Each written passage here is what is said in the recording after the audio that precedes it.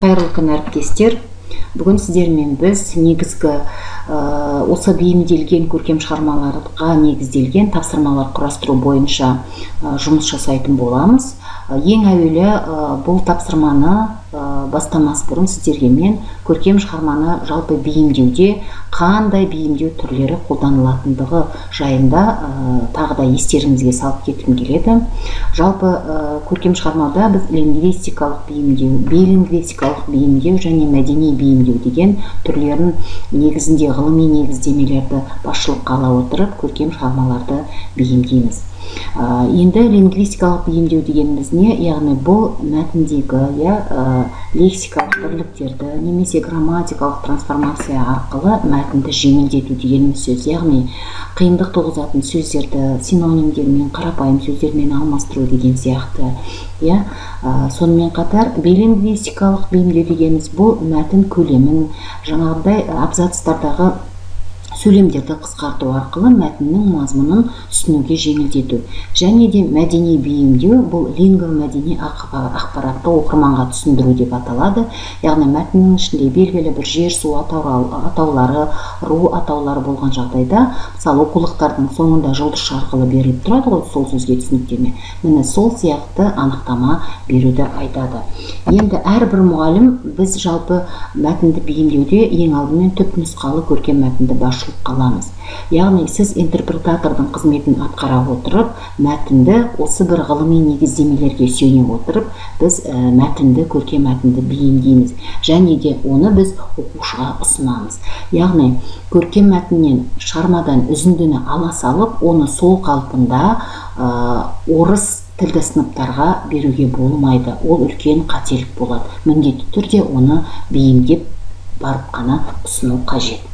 Енді бүгін біз сіздермен жалпы көркем шығарманың байланысы, яғни көркем шығарманы оқыту ол тек қана жаңағыда бір сабақтың көлемінде ғана жүзеге аспау керек, ол өте күрделі процесс, сондықтан да оның алдыңғы сабақпен де байланысы болу керек. Яғни біз бұны қалай түсіндіреміз? Алдыңғы сабақта сол туындымен немесе үзіндімен байланысты көркем емес мәтін түрлерімен жұмыс жүргізу дегеніміз болады. Оған мысал ретінде сіздер егерде көксерек әңгімесін оқытардың алдыңғы сабақта егерде сізде оқылым дағдысы болатын болса, дәл осы көркем шығарманы меңгерту, яғни сіз алдыңғы сабақта тыңдалым арқылы қасқырдың жыртқыштық қасиеттері туралы бейнебаянмен жұмыс жүргізуге болады.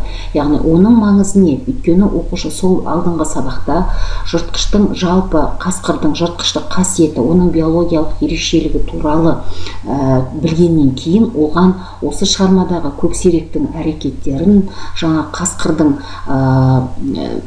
әрекетін сипаттаған автордың тілін түсіну оңайырақ болады. Енді міндетті түрде біз көркем шығарманы бөлім бойынша жиынтық бағалау және 90-дық жиынтық бағалаумен де байланыстыра алуымыз керек. Неге? Өйткені көркем шығарманы оқыту тек бір сабақпен ғана шектелмейді. Егер де сіздер БЖБ мен ТЖБ-да көркем шығармалар негізінде оқу мақсатын меңгеруге қатысты оқу тапсырмаларын құрастыра аласыздар.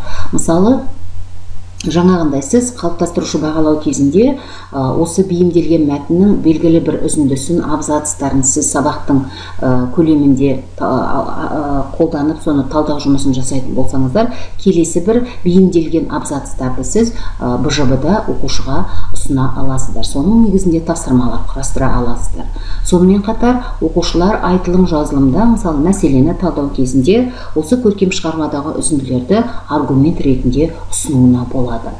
Енді жалпы қандай әдіс тәсілдер бар дейтін болсақ, жалпы орыс сыныптарында кез келген жаңағындай тілдік дағдыларды меңгерту ол 3 кезеңнен тұрады. Мысалы, тыңдалым болса, тыңдалым алды, тыңдалым кезіндегі және тыңдалымнан кейінгі тапсырма үлгілері болуы қажет.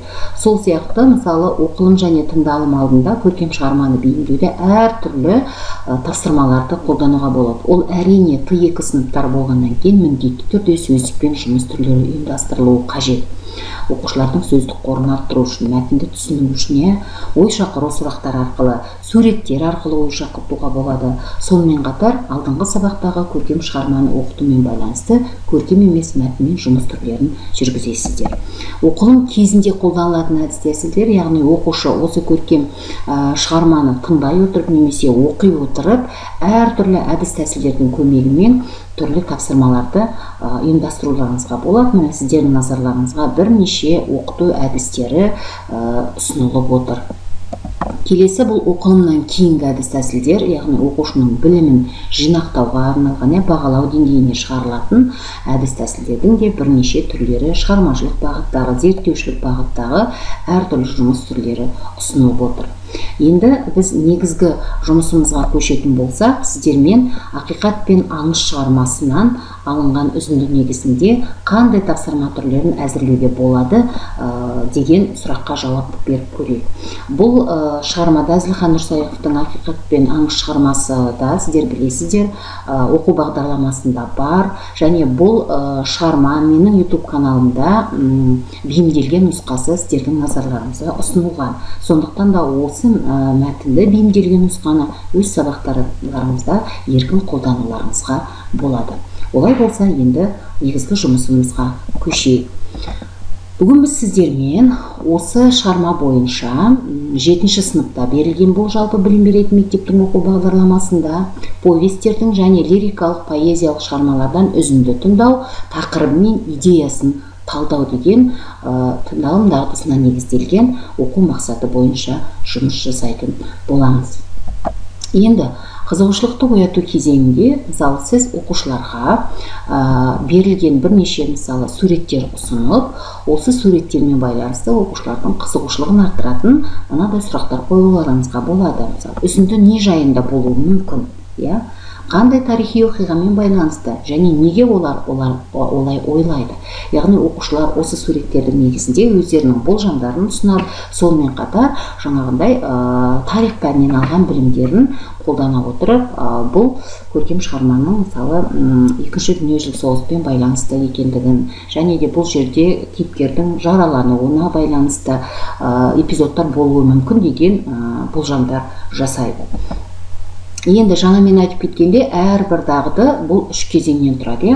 Бұл оқу мақсаты тыңдалымға негізделгендіктен біз тыңдалым алды, тыңдалым кезіндегі және тыңдалымнан кейін тапсырманы құрастырып көрейік. Тыңдалым алды тапсырмасында, мысалы, дәл осы оқу мақсатында мен оқушыларға мынадай сөздіктерді ұсынамын.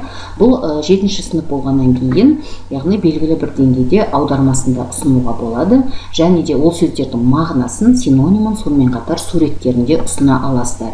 Яғни оқушылар аудармасы арқылы ол сөздердің мағынасын жеңіл түсінеді, суреттер арқылы оны визуалды түрде көз алдарына елестету арқылы есте сақтайды. Бұл сөздікпен жұмысты сіз мысалы алдын ала осы сабаққа дайындық ретінде төңкерілген сынып әдісін қолдану арқылы үйде оқып танысып келулеріне болады, және де сабақта мысалы осы сөздерді сәйкестендіру арқылы, әртүрлі жаңағыдай әдіс тәсілдерді қолдану арқылы оқушылардың сөздік жұмысын, сөздікті қаншалықты меңгеріп келгендерін көре аласыздар. Немесе дәл сабақтың үстінде сіз осы сөздерді сәйкестендіру жұмысын ұйымдастыра аласыздар. Тыңдалым алды тапсырмасында сөздікпен жұмыс жүргізіліп болғаннан кейін, енді сіз мәтінді тыңдатуыңыз керек. Менің YouTube арнамда бұл көркем шығарманың бірнеше үзінділері бейімделіп ұсынылған. Мысалы, соның сіз ең бірінші нұсқасын қолданатын болсаңыздар, ең әуелі сіз мәтіннің үзінділерін тыңдап, әр абзацқа ат қойыңыз, түйінді ойды сөз тіркесімен немесе сөйлеммен беріңіз деген тапсырма ұсынуыңызға болады. Яғни бұл жерде сол берілген үзіндіде мәтіннің 3 абзацы бөлінеді, яғни сіз оны дыбыстау кезінде де, оқу кезінде де оның абзацтарға бөлінгендігін жаңағыдай кідіріс жасау арқылы білдіресіз балаларға.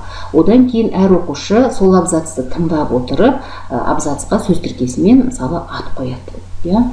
Одан кейін барып келесіде сол абзацтағы түйінді ойды да сөйлеммен немесе сөз тіркесімен жеткізуге болады. Ол деген жаңағы мысалы жаралы жауынгер, қаһармандық, ерлік, ұлы достық деген сияқты, мысалы Бауыржан Момышұлы мен жаңағы Блоханың арасындағы қарым-қатынас, немесе Бауыржан Момышұлының жараланып оқыта алғаннан кейін қайтадан майданға аттануына байланысты абзацтардан оқушылар өздері осындай түйінді ой жасайды. Яғни бұл біздің тақырып пен идеяны талдауға байланысты беріп отырған тапсырмамыз. Енді келесі, оқушы бұл тапсырманы орындап болғаннан кейін, әрине сіз бұл тапсырмаларға міндетті түрде дескриптор ұсынасыздар. Одан кейін келесі тыңдалымнан кейінгі тапсырма. Яғни бұл да осы алдыңғы тапсырмалармен байланысты болу қажет, бәрі бір-бірімен тығыз жүйелі байланыс болу керек. Оған мынадай тапсырма ұсынуға болады. Өзіңіз таңдаған азат жолдағы түйінді ойдың сіздің өміріңізде маңызы бар ма? Яғни бұл жерде оқушылар мына берілген абзацтардың біреуінде, мысалы біреуінде ол жаңағы ерлік туралы айтылатын болса, қаһармандық, екіншісінде достық туралы айтылатын болса, үшіншісінде жаңағыдай сыйлық туралы айтылатын болса, адамның өмірі жайында.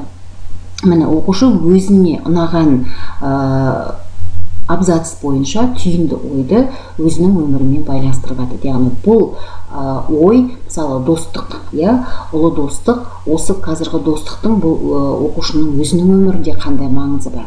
Немесе жаңағында ерлік жасау, бұл өзінің өмірінде қандай өмір жасау роль атқарады деген сияқты сұрақтармен байланыстырып оқушы өзінің ойын, мысалы шеңбер әдісі негізінде сіз сыныпты ортаға отырғызып, ауызша өздерінің жаңағында пікірталас жүргізуіңізге болады.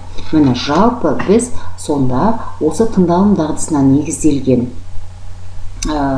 оқу мақсатын жүзеге асыру үшін тыңдалымнан кейін біз қорытынды ойды, яғни оқушылардың жинақтау, бағалау деңгейіндегі тапсырманы біз айтылым арқылы көшірдік. Немесе дәл осы тапсырманы сіз жазылым арқылы, попс формуласымен, тафтыда әдіс арқылы бір 4-5 сөйлеммен бір қорытындылап жинақтайтын, бір түйінді ой айтатындай жұмыс түрінде жүргізуіңізге болады.